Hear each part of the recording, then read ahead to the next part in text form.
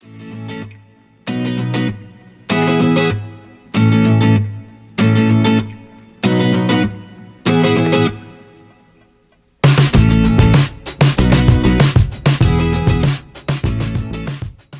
everyone, I'm so happy to have you along for what I hope will be a valuable half an hour for either you or someone in your life that you know and love.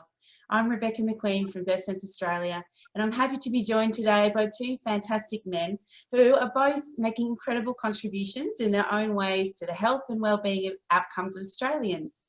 Today, we're going to be discussing anxiety, a mental health issue that affects 1 in 10 expectant and new dads and non-birth parents in Australia.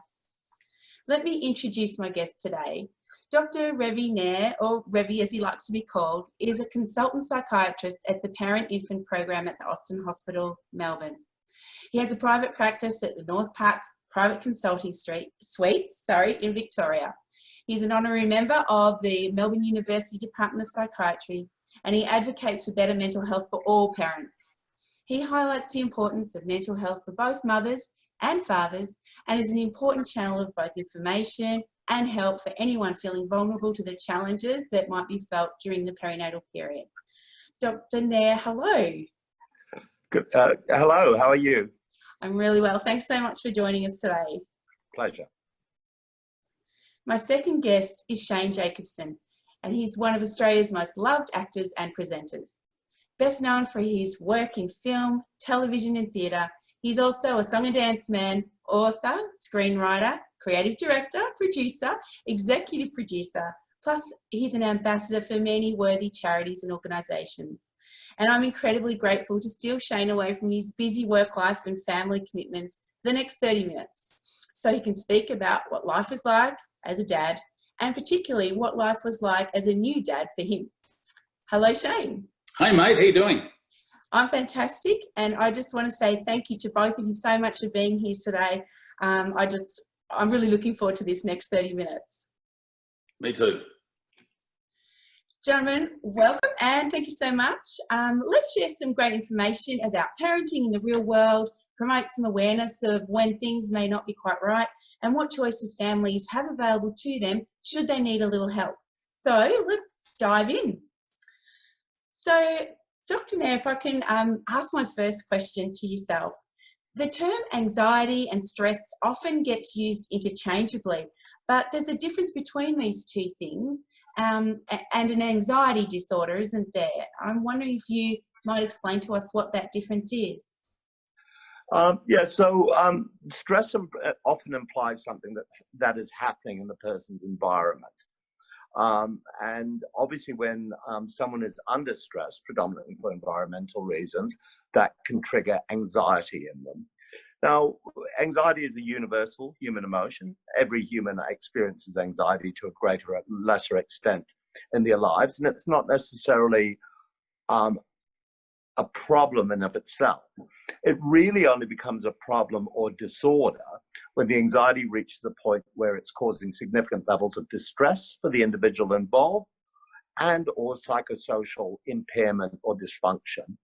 And in practical terms, that might be that it starts affecting the person's ability to sleep, it starts affecting the person's ability to eat or care for themselves, to be able to function, as in their concentration, their memory. It might lead them to becoming avoidant and not leaving the house. So in other words, stress and anxiety in of itself are not necessarily pathological, but they can lead to a pathological state if it goes on for long enough and the impact is severe enough. So at what stage then, you mentioned things like not leaving the house and becoming pathological. What are the other things that either people themselves or their family members should be watching out for to know the difference between that stress state and it turning into an anxiety disorder? So firstly, by talking to the person.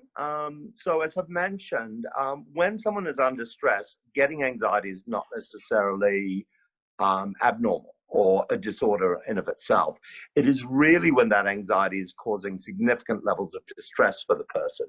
And the most obvious way you might discover that is by simply asking the person how they're going, how they're coping, And obviously in this setting where we're talking about becoming a new parent, asking them how their experience of parenting is going.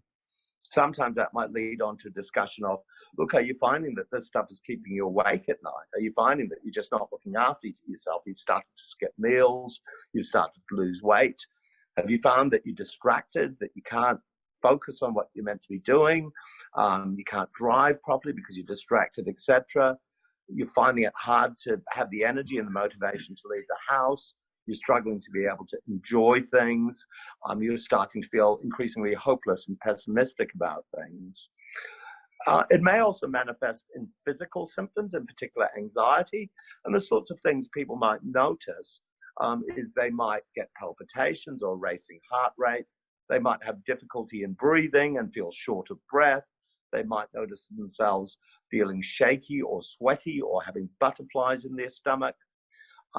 And it's really when these symptoms are occurring when you don't know why and in an extreme way that they start interfering with day-to-day functioning. So it is quite a subtle difference in the early stages of this, because it can be quite difficult to distinguish from what might be a normal response to a slightly stressful situation. But if it goes on for any duration of time, and particularly longer than you would expect for the impact of that stressor, that would be when you would tend to worry. So as I said, you might pick it up by talking to the person or noticing changes in their behavior and functioning. So often it's about having that conversation and letting the person identify for themselves what's going on. And Shane, I might just pop on over to your good self and knowing that you yourself haven't experienced anxiety, but you certainly have experienced being a new dad and your kids are still quite young now. What would you say are some of the challenges that having a baby brings to new dads and to non-birth parents as well? Yeah, it's a great question, and I remember once being told something to the effect of, and I think I reworded it this way, that if someone said, if you had to hand someone the book of parenting, what might that look like? And I've always said that now that I've finally figured it out, I would hand someone a book. It would be about as thick as probably 13 or 14 of the old phone books we used to have delivered. And it would say the book of parenting, and you'd open it up and the entire book would be empty, just blank pages, and the front page would just say, do your best, good luck. Because there is so much to learn by it. And as we all know, I think parenting, as in life, is there's no experience like experience.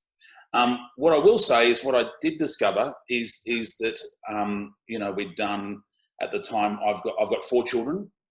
To 2 different mums, and me and my wife, Felicity, now have 3, so 4 in total. And what you learn more the longer you are a parent.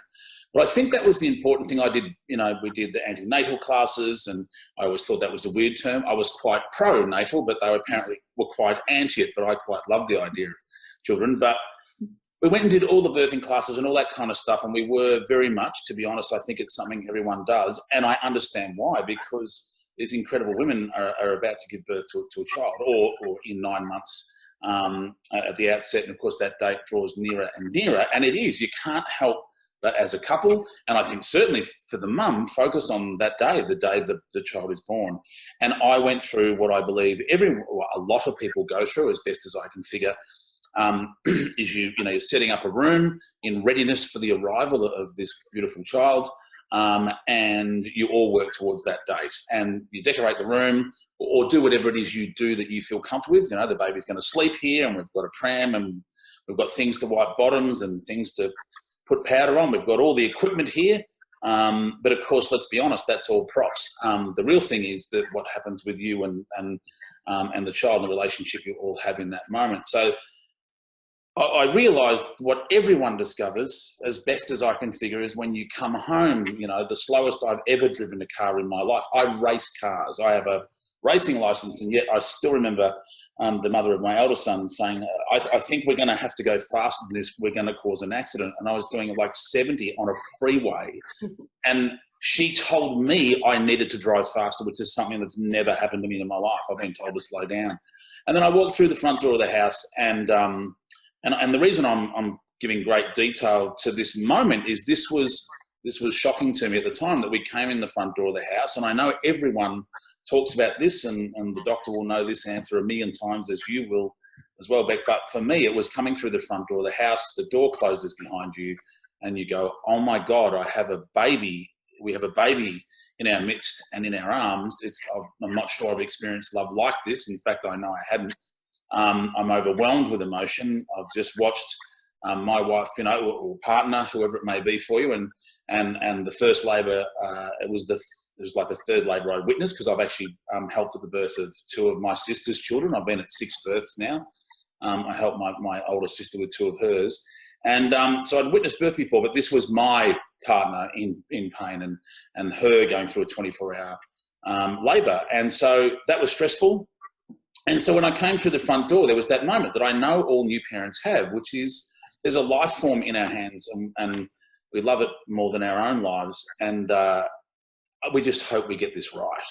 But I'll be honest, the thing I soon realised, and I got great advice from my parents, and as we know, everyone offers advice, which is if you're worried about looking after your child, that is the perfect place to be emotionally. There would be nothing worse. My mum said to me, if you said to me, I've come through the front door and I really don't care what happens to this child, she said, I'd be worried.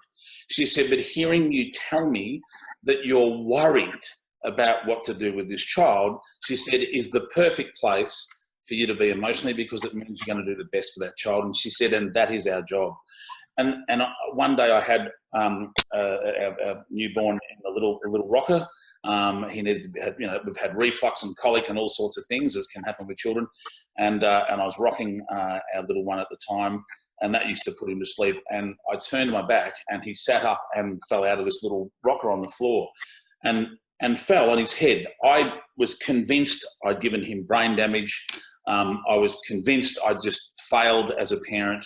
And I rang my mum, and I mean in tears. My partner was away at the time, as in that night she was out at shopping, and I was convinced I let this happen on my watch. I've completely failed. I can't believe the earth has allowed me to have a child, and felt like I'd committed the ultimate crime. And I rang my mum in tears, saying he's fallen out of a little, and it was a rocker, 3 inches off the ground. He's fallen out. He's hit his head. It's bleeding. He's bleeding from the nose. I can't believe I've done this. What do I do? And she said, I'm hearing him crying. This is great news. He's crying. He's alive. That's all I need to hear.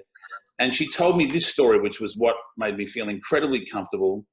And I thought Mum was going mad when she started the story. I thought it had no relevance to me until she got to the very end. She said, darling, she said, I'll never forget. She said, remember there was an earthquake in San Francisco? And I said, I don't know, Mum. I think so, yeah. She said, there was an enormous earthquake in San Francisco. And she said, I'll never forget it. And she said there was buildings, bits of buildings that came down and rubble everywhere. And, of course, I'm thinking, why is Mum telling me the story? And in the end, she said, and, for 3 days, there was men and women searching for survivors. And after 3 days, they found a baby in that rubble that hadn't been hugged, it hadn't been fed, it hadn't been given water, milk, breast milk, anything. And she said, and you know what, that baby was alive and that baby was fine. And then I realised Mum's point was babies are resilient. Sometimes things aren't going to go to plan, but you've got to understand that doing your best is more than good enough. So it seems like a weird way to answer your question. All of that, I had the same fears, the same concerns. And the more I spoke to people, the more I found out no one had a clue. But everyone was doing their best. And I thought after a while, I realised that you just got to do what you think is right. I don't think anyone in their right mind will do what they think is wrong. And there are people you can talk to. There is advice you can get. There's doctors to talk to. There's parents of other children, and you will get a lot of advice. But my mum just said, loving a child and doing your best is a really good start. She said it's 90% of it, darling. The other stuff is fine-tuning. Your mum was really amazing to normalise that worry that you felt as a new parent, instead of glossing over it, saying, oh, you'll be right, it'll be right. She acknowledged it, and what you've done by talking about how you felt with the worries that you were carrying, will, I hope, do that for others out there who are watching this webinar. Dr. Nair, Revi, with some of the things that Shane's spoken about, which are things that all parents worry about and are normal in many ways, what are the things that can push people into that more clinical anxiety? Well, I think one of the key things to recognize is that anyone going through what Shane went through would feel anxious about it. I mean, just listening to the story of seeing the blood coming from his son's nose. And so I think that in a way, when you bring your first child home, as Shane beautifully described in the car trip home, driving at 70 kilometers an hour, anxiety is normal. Anyone would feel anxious, and probably if you're not feeling anxious in that situation, it might be a little bit worrying. The other key thing I think Shane described beautifully is when anxiety is normal, people can reassure themselves, or others can reassure them. So the fact he responded so well to his mother's advice, and he was able to take that on board and see that, yes, it was a horrible thing that happened. However, he was able to think about it in a rational and logical way and see that his son was okay. And if he wasn't, it was just a quick trip to the doctor to get him checked out. He was able to reassure himself. And what that means is the anxiety experience was transient. And it didn't reach a point where it was keeping him awake for the next week or 2 weeks because he believed he had permanently damaged his son. It stopped him from eating. It stopped him from being able to function and do things, take the reassurance on board from his mum. So those are really the issues that lead anxiety to being an ongoing issue. And I think that's the difficulty during this time in people's lives. A bit of anxiety is normal. It really is when the anxiety starts to get way out of proportion with the situation or goes on for too long, and it's causing significant levels of distress or dysfunction, or usually both. So some of the impacts of when anxiety does reach that point where it is ongoing and nothing can settle someone down. Can you talk us through what the impacts of someone being like that has on their life? Like what falls over when that's going on for someone? Well, there's an old saying in psychiatry: if you're anxious for long enough, you'll become depressed, and if you're depressed for long enough, you'll become anxious. So one of the big risk factors with persistent anxiety is it turns into a major depressive disorder as well. So that obviously the impact it has on the person's mental health and the risk it puts a person at of developing other mental health disorders. And not surprisingly, the more mental health disorders an individual has, the bigger the impact it has on their quality of life, their ability to function, and their ability to support their partner, as well as be a partner in raising their child. So obviously the development of other psychiatric comorbidities and the impact that has is one of the big risk factors. I think the other risk factor is it impacts on the enjoyment and the connection and pleasure which the person feels at a time in their lives, which is a very special time when you've just had a child. It also can impact on the ability to support their partner and support other children in the home or other family members. And probably the biggest concern, as I mentioned, is when it impacts on functioning to a degree that the person is requiring care themselves. And so rather than that being an opportunity for the family to come together and to raise new family member together, the risk is that the person is unable to participate in that and starts requiring increasing levels of care themselves. And what's the incidence of anxiety that reaches this point for new dads and non-birth parents in our society? Well, it's quite a difficult thing to study because it obviously is dependent on how you define it, its severity, and how you screen for it. But look, the lifetime incidence of anxiety is about 20%. So anxiety is the most common psychiatric disorder in the community. At any one time, there will be about 7% of the population, give or take, and that doubles after having a first child. So it goes up significantly with the first child. If there is a history of anxiety in the person, that increases the risk significantly. And if their partner is struggling and there's a lack of support. So it's hard to put an exact figure on it because, as I said, it depends on how you do the research. But there's no doubt that there's a significant increase in anxiety disorders and depressive disorders during that time. The studies which have been done on depression, which is a bit easier to study, indicate that the rates of depression double during males after having a child. So that's interesting news and may not be surprising for dads who have been there. Shane, in those early days when your kids were little, how did you manage the juggle of having to work and having to support Felicity and your first partner and caring for your new baby and also caring yourself? How did you go about that? Well, you use the word in your question, which is juggle. It is a juggle. The one bit of advice we ended up we give it to others and we kind of figured it out ourselves was, as we know, you have a life as a couple, you have a life, and then as individuals within that relationship, you have your own life, and you introduce a small child into it, and they require a lot of your time. And of course, until you teach them all the things they need to know to survive on planet Earth on their own, they need you with them the entire time. And that takes some adjustment. And you realise it's not just feeding and wiping, it's everything. And not only that, and it's so great, hearing the doctor say, hearing Revi say, that it would be unusual if you weren't anxious, because, as much as we said at the top of this chat that I haven't experienced anxiety, I've got 17 other words I can throw in there, which is fear and emotion and being scared and upset and confused and unconvinced, and there's so many words. Now, I don't experience depression, but anxiety, like I said, there is so many moments where I was convinced I didn't know what I was doing. And so I do have I'm lucky enough that I do navigate my way through that. But I have a support network of parents who I'm in contact with who are great communicators.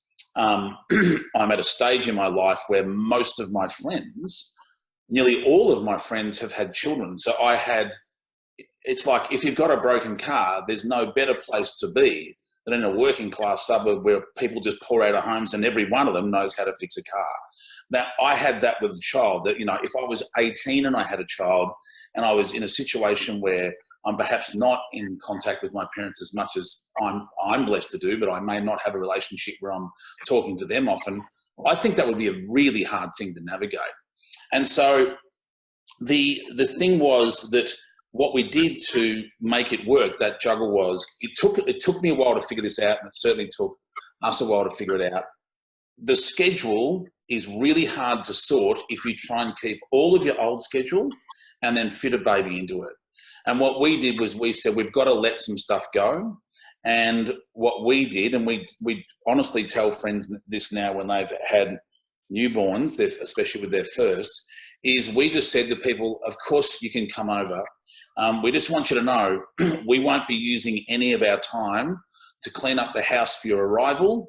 I used to say to my partner, please don't have a shower unless you're ready to have a shower. Let's not do makeup. And people can make their own choices, but we chose that the house will look like the house is going to look, but we would not turn our house into a showroom of look how amazing we are as parents, look how well we apparently think we're coping, because we were tired. And, if mum had some breast milk coming through, her top, then so be it. This is because she's feeding a child. So what we did, and it's not letting yourself go, we gave ourselves permission to relax. And we would say things like, and I found it easier in saying to people, we're not going to put the house on show, What we are going to do is show off our beautiful, healthy baby and how much we're enjoying that. But I would make sure we included that in the phone conversation before they came, so that when they came, we could go, this is what we were talking about. And it meant we didn't have to fear judgment of, oh, they've let themselves go, or she looked a mess. We're like, we're not doing hair. So that was part of what I think helped us a bit, which was because I had tried, you know, we've all been there. Someone's coming over, quick, we better clean the house. And I just don't think in a lot of situations that is sustainable. And if you can do it, I think it creates stress, because now you're trying to look after a new baby, and keep your house clean and put on makeup and put on a new dress. And oh my God, they'll be here in 15 minutes. Maybe we should do the dishes, quick clean up the room. So that would be, if people are comfortable to let that go, it helped us. And so, you know, I would say that for us was it. But it is a juggle. And I do think, rather than me talk about the things I did that did work, I want to admit now, we got to a point of getting things to work after things didn't work many times, of going, okay, that's not working. I'm really tired. We've been up. I mean, is this what it's like for everyone else? And I would say, yes, it is like that for a lot of other people. And did we have it sorted, and was our relationship at its absolute best when we just had a newborn? No, we were tired. And, you know, it's not often as a grown-up that you're pushed into a position where you're having to ask a lot of questions and you're not sure all the time.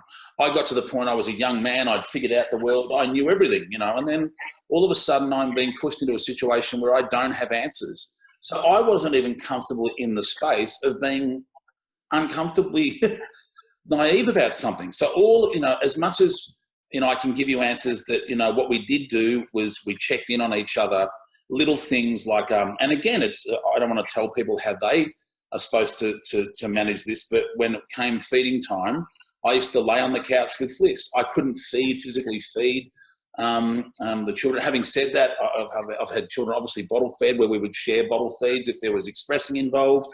I would say, how about you have this sleep and I do the next feed, so mum could get 6 hours, you know. But I would do little things like, you know, I couldn't be there to make it all perfectly easy for Felicity, but I would lay on the couch beside her, asleep beside her, keeping her company while she was feeding. And eventually my snoring drove her and the babies mad, and she'd send me back to the bedroom, but I was there. So, you know, again, I would hate to think I can go, here are the things that I did that made it work beautifully. We eventually got there by trial and error, but I will be honest, it was error through trial, and then we got success. Everyone says trial and error. It's error first. And then we trialed different ways, and we trialed different ways, and then we found success. But it is a process, and it is a juggle. And I do think anyone who's had a go at juggling for the first time, when you start to juggle, you drop a few apples and you make a few mistakes. And I would like to say I felt that I was very normal in that I found it hard and I found it a juggle. And for each family's schedule, it's going to be different. But again, our relationship is tight, and we made sure we checked in on each other a lot, you know. And I think every now and then it doesn't hurt to, you know, walk up, in all honesty. Sometimes the smallest of things that I think Fliss said helped her was I'd see her sitting on the couch feeding and saying how beautiful you're doing at, you know, keeping our baby fed and alive. Look at the two of you. You bring me, you know, life couldn't be better. Look what we've made together. Little moments like that, I think, are great for both. And I think it's important to know that I know they seem like just words, but I think they turn into incredibly good relationship scaffolding. When things start to fall down in a building, old buildings, they put scaffolding around it. And I did think that reminding each other, oh my God, we've made a baby. Sentences like that remind us we've done something great here. We're feeling tired, but we've done something great. I think for us, that was what got us through. Dr. Revi, Shane mentioned in what he was talking about in that whole perfectionism that sometimes parents need to think they need to keep the ante up, particularly in this age of social media. What are your views on what's going on, particularly for men, around presenting as the perfect parent or the perfect man with the perfect body, Do you have any new research or anything to add to our conversation around what's going on in 2020 and has been for a while now, really, since the introduction of social media? Look, I mean, most of the research in the area is done on women because obviously, firstly, women are screened for depression quite specifically as part, currently antenatally as well as postnatally. So a lot of the research we've got is really based on women going through pregnancy and then having a baby. The research we have on men during that period is pretty sparse. There's a little bit of research looking specifically at postnatal depression in males and anxiety, but I'm not aware of any specific research looking at the impact of social media on the rates of anxiety and depression in males. But I think the point Shane was making about recognizing that part of having a baby is about survival, and at times it's about adapting your life in a way that takes as many of the day-to-day pressures off, whether, as Shane was describing, putting makeup on, etc. For men, that might be much more about performance at work and bringing home the bacon. In my experience, men tend to go into hunter and gatherer mode when they have a baby, and they see one of their major roles as trying to bring home as much deer meat or wildebeest meat as they can catch. And just like a mum might find that she's getting exhausted from the repeated cycle of settling and feeding, etc., equally the male partner might find with time that he's getting ground down by trying to do as much as he can at work and then support his partner when he comes home. So, and I think social media tends to amplify those experiences for people.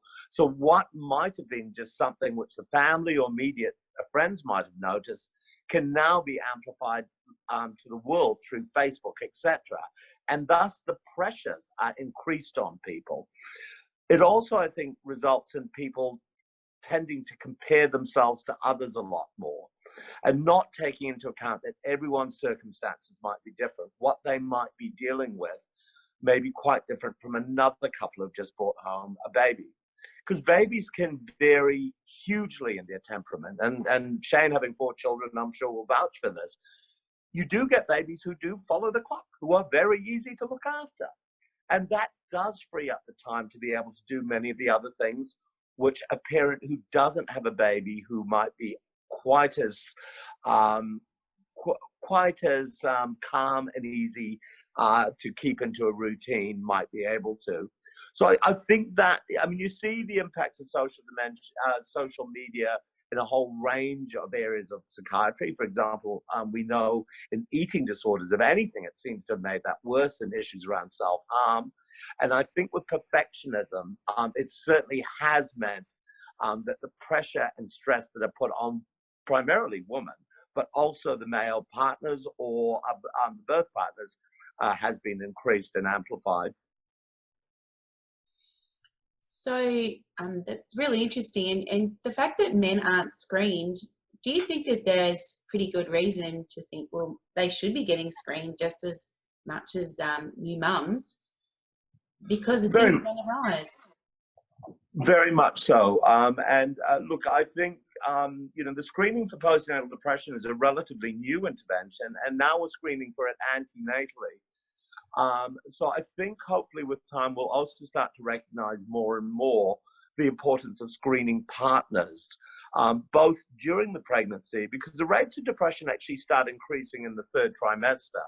So about 50% of postnatal depression actually starts antenatally and usually in the 3rd trimester. And it probably is not that dissimilar for males as well. That's probably when we start seeing the rates of anxiety and depression starting to increase, with a significant increase in the postpartum period. So I hope with time we'll get better at screening partners as well, because they obviously play a very important part in supporting a new family system that's developing.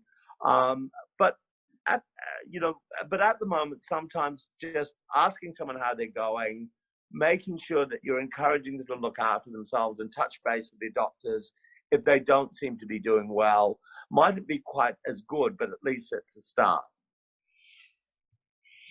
Shane, Revi's made a good point about encouraging people to look after themselves. What do you do to look after yourself?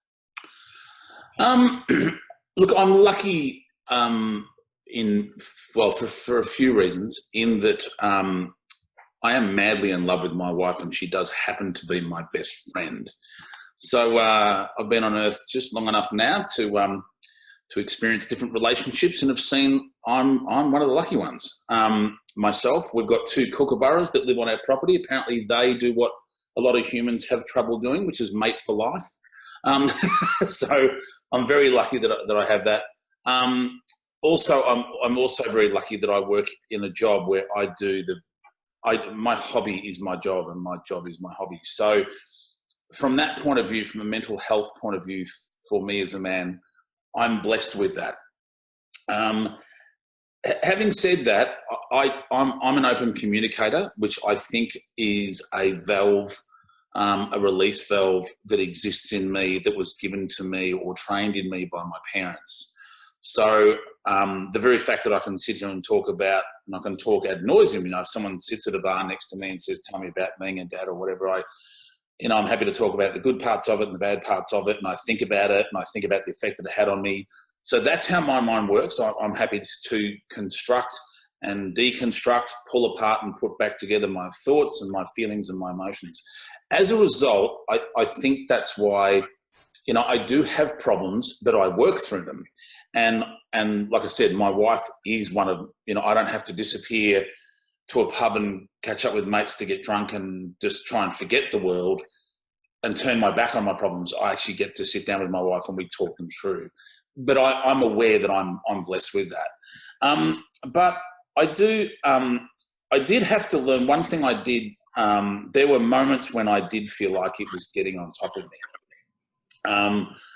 My wife every now and then says she can go for a walk, or we go for a walk, and I think the idea of whether you take the baby in a pram for a walk, or whether you take it in turns to stay at home with the kid and go for a walk, or walk together.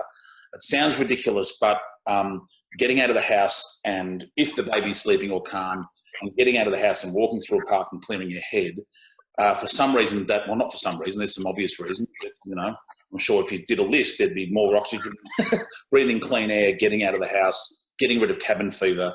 I do find, small, white walls and a screaming baby. I've had everything reflux, as I've said. I've had babies with reflux, and we've had moments. My youngest is autistic, but we didn't know how bad his eyesight was for years. So anytime we came home from anywhere at night, and before we knew our youngest was autistic, anything with lots of noise and lots of light, and even at night in the back of the car, he would scream, and I mean scream, for the entirety of any journey in a car at night. What we didn't know was his world went completely black because he had terrible eyesight, and there was lights and things flashing, and he was hearing everyone talk in the car, all the rest of the kids. Him being the youngest, he has 3 siblings, plus me and Fliss in the front talking, and cars and horns and darkness. So he was in this dark cave with lights going everywhere, and being autistic, he was receiving, in his case, all the audio at the same level. So for him, we thrust him into this hellish nightmare. So all of these things were going on with us, and all parents experience different things. So what we did, when you, as far as coping and to look after myself, every now and then, like I said, we'd go for a walk, we'd do it, because we were tired and all those kind of things. But by the same token, and it's a bit of again, it's a bit of advice. It's what made me go to having 4 kids instead of 3. I mean, going from 0 to 1 was blew my mind apart. I thought my life was going to end after 1 turned up. I thought, oh my God, life will never be the same. But of course, it turns out to be better in the end. And 1 to 2 was a bit of a shock. 2 to 3, well, we'd already had a boy, we'd had a girl, we had all the equipment in the house. We've got cots and powders and creams, and we know what to do, and they cry and they poo and they don't sleep, and we're okay with that. By the time we got to 4, we went, well, now we've kind of reckon we've got everything sussed, but of course, Jack's presented new challenges. But we did, one thing I realised that I had heard, I've heard people say before, and it seems like a weird way for me to end my answer to this question. I've heard people say before, we were going to have another, and I wish we did, and I wish I had more kids, or I wish I had kids, I've heard all different versions of that, but when my wife first talked about, what do you say we go for number 4? Between us, like that would be 4 for me, 3 of her own naturally born, and of course my eldest is her stepson. But we were having a chat about it, and I said, wow, that'll be pretty full on going to 4. But I realised, I've heard versions where people have said, I wish I had more kids, or we were going to have a 3rd, but we just didn't think it was the right time. And I think all parents know there is no right time. They turn up and you just push everything out the way. But I've never heard anyone say, I wish I had 1 or 2 less children. I've never heard that from anyone older than me. Life was fun. I just wish I had 1 less child. I've never heard that. So I figure it's always been a great thing to have children, no matter how many you have.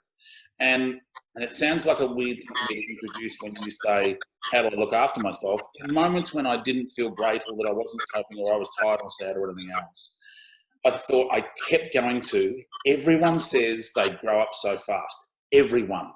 It's cliche, and I figured out cliche means it has been proven to be correct every single time it's occurred throughout history. That's what cliche means.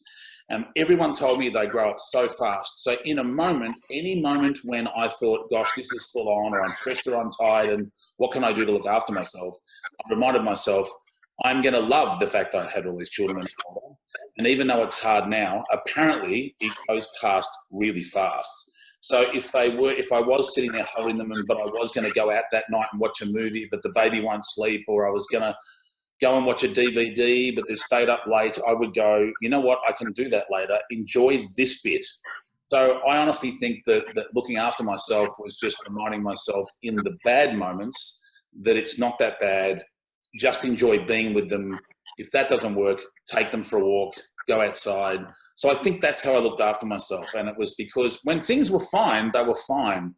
But it was trying to make sure we were doing something to make the worst moments slightly better was how we coped. So that was how I looked after myself, was just trying to figure out how to make the hard moments easier. But the stuff that was fun, just let that be fun. So it sounds like there was a mixture of great communication and also some reframing that went on there too, which really fed into your mental health and you being and feeling robust.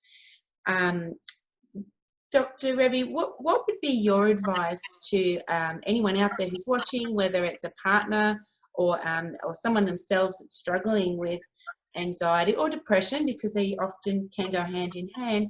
What would you say to those, particularly men, because this webinar is about, what would you say to those men for the next steps, knowing that they've recognised, well, I've got a bit of a problem here, what can I do about it? Well, I think the most important thing is obviously to reach out. Things tend to get worse when people are worried or embarrassed or ashamed of talking about what they're going through.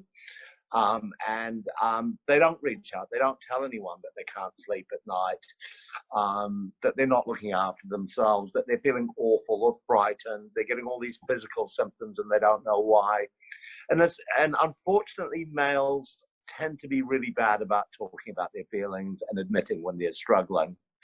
So I think really that's the most important thing, is to not be frightened of reaching out and being aware that the stigma around mental health is decreasing with time. Increasingly, people are talking about mental health issues and recognizing the importance of reaching out and getting help when people are needing it. Males have a much higher suicide rate than females, probably partly connected to that reason, that fear of reaching out, that the shame, the embarrassment, the feeling that they're being somehow weak, they're not being real men by admitting that they might be struggling. In the initial instance, it might be talking to friends and family when it's mild, but really if it becomes persistent or it's getting worse over time, a conversation with the GP, getting some information from the internet, whether that be Beyond Blue. So I'm looking at the Black Dog Institute. There's a lot of resources out there to help people work out, look, what's normal, as we were talking about earlier, because a bit of anxiety is very normal during this time. The occasional sleepless night, the occasional skipped meal, those are often normal things. It's working out when something is becoming not normal. And in the early stages, that can be quite a difficult thing to distinguish. In most mild to moderate conditions, all that's required is a combination of looking at lifestyle and perhaps talking to someone about some techniques to be able to manage difficult emotions, whether that's sadness, anxiety, or both. It really is when things are left or things become very severe very quickly that decisions need to be made about more interventionist treatment, such as medication, etc. So like any health condition, it is about early intervention. It is being aware of the signs and symptoms of when something is becoming more serious and worse over time, and being aware of the resources available to be able to get help. And even if you don't know what those resources are, an appointment with a GP is always a very good starting point. And even sometimes just a chat with the maternal child health nurse when baby's having a bit of a checkup. That often is the first step in reaching out and working out what resources are available out there for me to start getting help. And being aware that it's not always getting put on medication. I think that's one of the big fears people have, is the minute you start seeing doctors, they're going to be forcing tablets at you and they're going to change how you feel and do all these weird things. But really, that's very much a last resort. As a doctor who works in the area, one of the big satisfactions I've got is when I catch someone very early, and it really just takes a few brief interventions to put in place, a bit of education around self-care, etc. And you see the person get back on track, enjoying life with their baby and their partner. We're so lucky in this country that we do have the resources available to us, certainly with GPs and maternal child health nurses. And there's also some incredible free call services for us here in Australia. And sometimes just that chat on the phone can be a great place to start, to just express how you're feeling and give you some comfort you're not alone and that help is there and things can get better. Some of the resources can be found. We're trying to list them as we learn about them on our website, on the Birth Sense Australia website, where we've got a handy contacts page. We've got links to some of those agencies that Dr. Revi has spoken about, including the HANDA, who is the national peak body for perinatal anxiety and depression in Australia. They have a free call service that you can just pick up the phone and really get a gauge from someone there who is supervised with professionals. You've also got the Men's Health Line, and of course there's Beyond Blue as well, which is doing such amazing work for mental health for everyone, including those in the perinatal field. So we're just so lucky. And look, I'm really aware of time. We could talk and talk, but everyone's busy. So I'm going to say just thank you once again to Dr. Nair and Shane for both very much. And I just hope we've shared something today that makes the world a little bit better. We'll be continuing to host a series of interviews that we're calling interviews with experts and friends, where our whole idea is to bring awareness about the resources that are out there and to normalise some of the things that go on for parents as well that make us feel less isolated when we know we're not alone. So I'm going to say thank you both so much, Shane and Revi. And I'm going to also say thank you to you for tuning in, and take care of you. Bye.